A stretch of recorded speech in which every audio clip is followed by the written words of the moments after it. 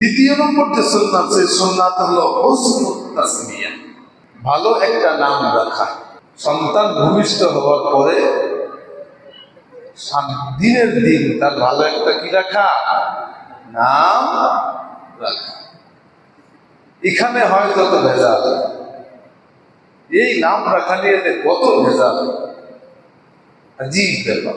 সর্বপ্রথম হাদিসে বলা হয়েছে হুসনুত তাসমিয়া, ভালো নাম রাখো। ভালো নাম মানে শব্দ শুনতে ভালো এটা না, ভালো নাম হলো যা শব্দ ভালো হলেও, মানে শুনতে শব্দ ভালো, শোনালেও ভালো, না শোনালেও ভালো, কিন্তু সেই নামের অর্থ যেন কি ভালো হয়, সুন্দর হয়, পরিপূর্ণ একটি অর্থবহ নাম রাখা। এটা শুধুমাত্র সুন্নাত না, এটা ওয়াজিব, মানে এটা আবশ্যক, জরুরি। এমন না যে ভালো একটা নাম রাখা সুন্নাত, তার মানে রাখলে মনে হয় রাখলাম, না রেখে না, এটা জরুরি।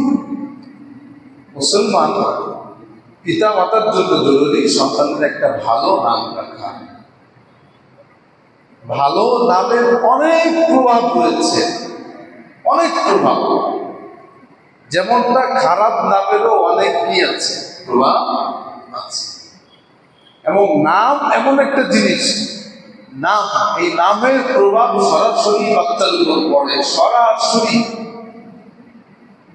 আমার তো চোখে দেখা অনেক আছে, সরাসরি এই নামের প্রভাব পড়ে। নামের প্রভাব মানে নামের অর্থের প্রভাব। যেরূপ নাম রাখবেন সেই নামের অর্থ যেরূপ, আপনার বাচ্চার ভিতরে দেখবেন তার চরিত্র এমনই হয়েছে। এরকম বহু প্রমাণ পেয়েছিল। আমাদের সাথেই একজন সহপাঠী ছিল, ওনার নাম ছিল সাইফুল, সাইফ। এই লোকের যে কি রাগ ছিল, অনেক রাগ, প্রচুর রাগ ছিল, খুব রাগ। এটা নামের প্রভাব।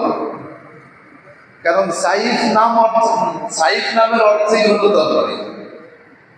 সাইফ নামের অর্থ তরবারি, তলোয়ার।